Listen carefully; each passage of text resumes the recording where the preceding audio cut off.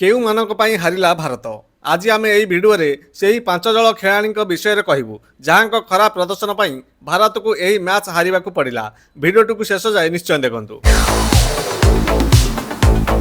ନମସ୍କାର ବନ୍ଧୁଗଣ, କ୍ରିକ୍ ଓଡ଼ିଆର ଆଉ ଏକ ସ୍ପେଶାଲ ଭିଡ଼ିଓକୁ ଆପଣମାନଙ୍କୁ ସ୍ୱାଗତ।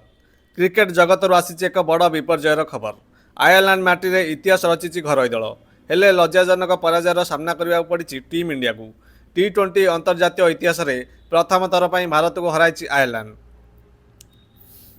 ବେଲଫାଷ୍ଟରେ ଖେଳାଯାଇଥିବା ପ୍ରଥମ ଟି20 ମ୍ୟାଚ୍ରେ ଭାରତୀୟ ଦଳ 34 ରନ୍ରେ ପରାସ୍ତ ହୋଇଛି।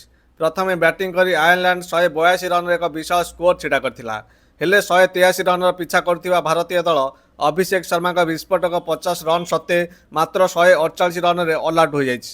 ଆଉ ଏହି ଐତିହାସିକ ପରାଜୟ ପରେ କ୍ରିକେଟ ପ୍ରେମୀମାନେ ସମ୍ପୂର୍ଣ୍ଣ ସ୍ତବ୍ଧ ହୋଇଯାଇଛନ୍ତି। ଆଜି ଆମେ ଏହି ଭିଡ଼ିଓରେ ସେହି 5 ଜଣ ଖେଳାଳିଙ୍କ ବିଷୟରେ ପୁରା ବିଶ୍ଳେଷଣ କରିବୁ ଯାହାଙ୍କ ଖରାପ ପ୍ରଦର୍ଶନ ଏବଂ ଭୁଲ ପାଇଁ ଭାରତକୁ ଏହି ମ୍ୟାଚ୍ ହାରିବାକୁ ପଡ଼ିଲା। ଭିଡ଼ିଓଟି ବହୁତ ଇଣ୍ଟରେଷ୍ଟିଂ ହେବ, ଶେଷ ଯାଏ ନିଶ୍ଚୟ ଦେଖନ୍ତୁ।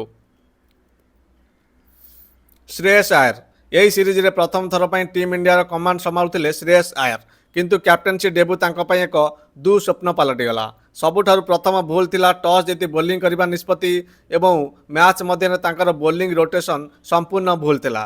ସଠିକ୍ ସମୟରେ ସଠିକ୍ ବୋଲରଙ୍କୁ ବ୍ୟବହାର ନ କରିବା ଯୋଗୁଁ ଆୟର୍ଲାଣ୍ଡ ବ୍ୟାଟରମାନେ ସହଜରେ ରନ୍ ବନାଇ ଚାଲିଲେ। କେବଳ ସେତିକି ନୁହେଁ, ବ୍ୟାଟିଂରେ ଯେତେବେଳେ ଦଳକୁ ମିଡିଲ୍ ଅର୍ଡରରେ ଜଣେ ସିନିୟର ଖେଳାଳିର ସହଯୋଗ ଦରକାର ଥିଲା, ସେତେବେଳେ ସେ ମାତ୍ର 7ଟି ବଲ୍ ଖେଳି 3 ରନ୍ କରି ଆଉଟ୍ ହୋଇଗଲେ। ଅଧିନାୟକ ନିଜେ ଦାୟିତ୍ୱହୀନ ଭାବେ ଆଉଟ୍ ହେବା ଦଳକୁ ଅଧିକ ପ୍ରେସରକୁ ଠେଲିଦେଲା। ପ୍ରସିଦ୍ଧ କ୍ରିଷ୍ଣା ଟିମ୍ ଇଣ୍ଡିଆର ପ୍ରମୁଖ ଫାଷ୍ଟ ବୋଲର ପ୍ରସିଦ୍ଧ କ୍ରିଷ୍ଣାଙ୍କଠାରୁ ଏହି ମ୍ୟାଚ୍ରେ ବହୁତ କିଛି ଆଶା ଥିଲା, କାରଣ ତାଙ୍କ ପାଖରେ ଅନ୍ତର୍ଜାତୀୟ ମ୍ୟାଚ୍ର ଅଭିଜ୍ଞତା ରହିଛି। ହେଲେ ଆୟର୍ଲାଣ୍ଡ ବ୍ୟାଟରଙ୍କ ଆଗରେ ତାଙ୍କର ବୋଲିଂ ଲାଇନ୍ ଏବଂ ଲେନ୍ଥ ସମ୍ପୂର୍ଣ୍ଣ ବିଗିଡ଼ି ଯାଇଥିଲା। ସେ ନିଜ 4 ଓଭର କୋଟାରେ ରେକର୍ଡ 57 ରନ୍ ଲୁଟାଇଥିଲେ ଏବଂ କୌଣସି ୱିକେଟ୍ ମଧ୍ୟ ନେଇପାରିନଥିଲେ। ତାଙ୍କର ଇକୋନୋମି ରେଟ୍ 14ରୁ ଅଧିକ ଥିଲା। ପାୱାର ପ୍ଲେ ଏବଂ ଡେଥ୍ ଓଭରରେ ସେ ବହୁତ ରନ୍ ଦେବା କାରଣରୁ ହିଁ ଆୟର୍ଲାଣ୍ଡ 182 ରନ୍ ଭଳି ଏକ ବିଶାଳ ସ୍କୋର ଛିଡ଼ା କରିବାରେ ସଫଳ ହୋଇଥିଲା।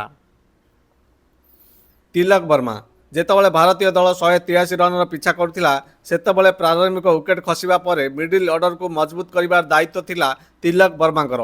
କିନ୍ତୁ ତିଲକ କ୍ରିଜ୍କୁ ଆସିବା ପରେ ବହୁତ ମଲ୍ଟିପୁଲ୍ ଡଟ୍ ବଲ୍ ଖେଳିଲେ, ଯାହା ରନ୍ ଗତିକୁ ସମ୍ପୂର୍ଣ୍ଣ ଧିମା କରିଦେଲା।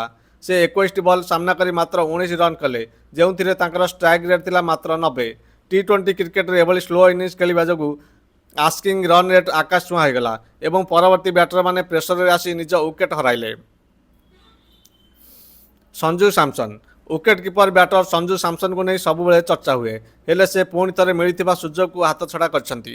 ଯେତେବେଳେ ଭାରତୀୟ ବ୍ୟାଟିଂ ଲାଇନ୍ଅପ୍ ଚାପରେ ଥିଲା, ସଞ୍ଜୁଙ୍କଠାରୁ ଏକ ପରିପକ୍ୱ ଇନିଂସ ଆଶା ଥିଲା, କିନ୍ତୁ ସେ କ୍ରିଜ୍କୁ ଆସିବା ମାତ୍ରେ କୌଣସି ପ୍ଲାନିଂ ନ କରି ମାତ୍ର 4ଟି ବଲ୍ ଖେଳିଲେ ଏବଂ 5 ରନ୍ କରି କ୍ଲିନ୍ ବୋଲ୍ଡ ହୋଇଗଲେ। ଏଭଳି ଗୁରୁତ୍ୱପୂର୍ଣ୍ଣ ସମୟରେ ଏକ ଦାୟିତ୍ୱହୀନ ସଟ୍ ଖେଳି ଆଉଟ୍ ହେବା ଭାରତୀୟ ମଧ୍ୟକ୍ରମ ବ୍ୟାଟିଂର ମେରୁଦଣ୍ଡକୁ ସମ୍ପୂର୍ଣ୍ଣ ଭାଙ୍ଗି ଦେଇଥିଲା। ୱାଶିଂଟନ୍ ସୁନ୍ଦର ଏହି ମ୍ୟାଚ୍ରେ ଦଳର ପ୍ରମୁଖ ଅଲରାଉଣ୍ଡର ୱାଶିଂଟନ୍ ସୁନ୍ଦରଙ୍କ ଉପରେ ସମସ୍ତଙ୍କର ନଜର ଥିଲା, କିନ୍ତୁ ସେ ଉଭୟ ବ୍ୟାଟିଂ ଏବଂ ବୋଲିଂରେ ସମ୍ପୂର୍ଣ୍ଣ ଫେଲ୍ ମାରିଲେ।